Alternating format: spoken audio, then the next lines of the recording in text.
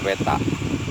Kondisi sulit sedang dialami para petambak udang windu di Desa Bratasena Mandiri, Kecamatan Dente, Teladas, Tulang Bawang. Tambak mereka yang telah terisi air namun tidak kunjung diisi udang karena khawatir serangan virus. Berapa persen yang bisa diambil? Pak, kemarin yang ini Salah satunya adalah Rusyanto, petambak udang windu di wilayah ini. Ia mengaku sudah sejak awal 2019 lalu tidak lagi membudidayakan udang windu. Terakhir, udang windu peliharaannya mati massal karena serangan berbagai virus, yakni White Spot Syndrome Virus atau WSSV dan Taura Syndrome Virus atau TSV. Setiap tambak rata-rata berisikan 40.000 ekor udang windu. Serangan virus itu dapat membuat 60% jumlah udang windu yang ditebar mati dan dipanen hanya menyisakan sekitar 40%-nya saja. Akibat serangan virus itu, petambak udang pun mengalami kerugian puluhan juta rupiah.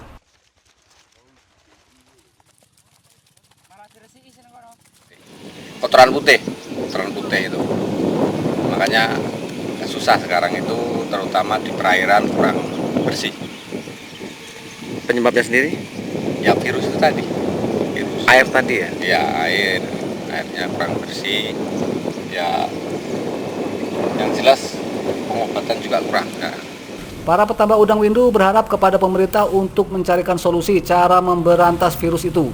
Sejauh ini petambak udang windu belum berencana beralih membudidaya udang jenis lainnya karena faktor harga jual yang murah dan tidak sebanding dengan biaya pemeliharaan termasuk harga pakan yang mahal.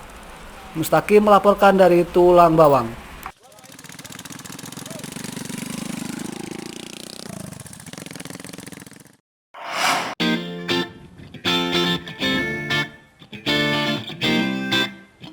Danau Ranau, selain dikenal dengan keindahannya yang baik untuk wisata keluarga, keberadaan Danau Ranau di Lampung Barat juga bermanfaat besar kepada warga sekitar.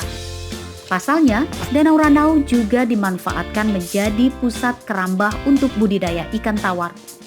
Air jernih Danau Ranau yang terjaga menjadikan budidaya beragam jenis ikan tawar di lokasi ini berkembang baik dan menjadi salah satu andalan penghasilan warga sekitar.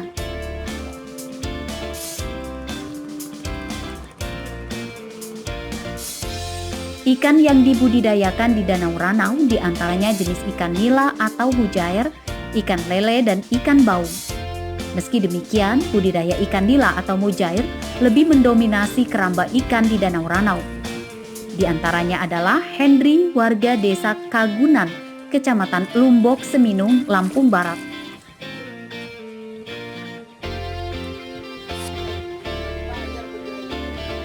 Pria ini mengaku mendapat keuntungan per kerambah lebih dari 27 juta setiap panen. Meski mengeluhkan biaya ikan yang mahal, namun budidaya ikan di Danau Ranau masih menguntungkan. Pasalnya terbebas dari biaya operasional pengolahan air. Biasanya sih paling 4 lebih gitu. 4 ton lebih ya? Ya. Itu untuk pakannya bisa menghabiskan berapa, Bang? Kalau ikannya 4 ton itu pakannya 6 lebih lah. 6 lebih apa? 6 ton lebih. 6 ton lebih. Ya. Itu untuk penghasilan gimana? Dari pakan sampai penjualan itu untung apa gimana sih, Bang? Ya, untung sih. Untung ya. Selain untuk kebutuhan masyarakat lokal di Lampung, ikan hasil budidaya di Danau Ranau juga dijual ke sejumlah kota di Sumatera, di antaranya Sumatera Selatan, Bengkulu, dan kota besar di Pulau Jawa, yakni Semarang dan Jawa Timur. Putarnya nyampe mana saja ya, Pak?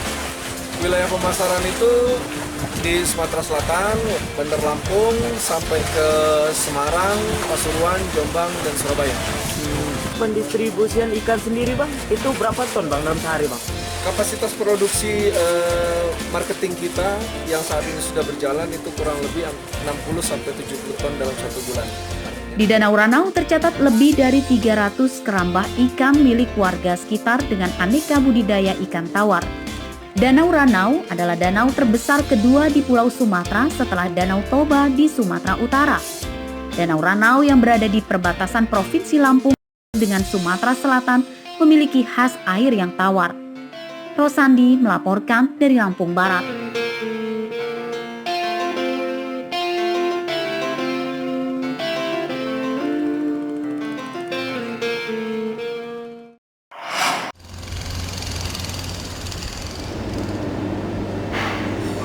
Petugas Badan Meteorologi dan Geofisika atau BMKG Stasiun Maritim Lampung Kamis siang memberi peringatan dini potensi terjadinya ombak tinggi mencapai 5 meter di perairan Laut Lampung.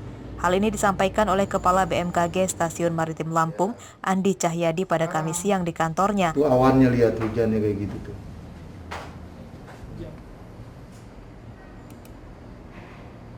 Dari perkembangan data yang dicatat BMKG, potensi gelombang tinggi itu akan disertai hujan lebat karena disebabkan adanya bibit-bibit siklon tropis di perairan Laut Lampung.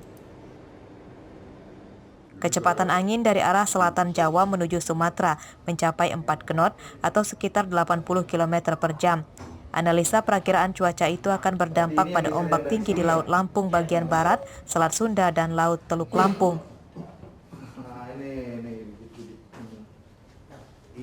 Terutama di wilayah Lampung bagian barat berkisar antara 3 hingga 5 meter. Tentunya ini cukup berbahaya bagi masyarakat yang melakukan aktivitas di laut, terutama nelayan-nelayan dengan perahu-perahu kecil maupun kapal-kapal pelayaran yang cukup besar. Nah, hal ini akan berlangsung kurang lebih hingga sepekan ke depan.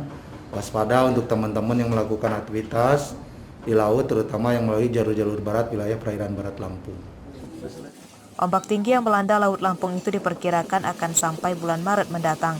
Petugas BMKG mengimbau kepada nelayan di Lampung agar tidak melaut terlalu ke tengah. Arsadi Saputra melaporkan dari Bandar Lampung.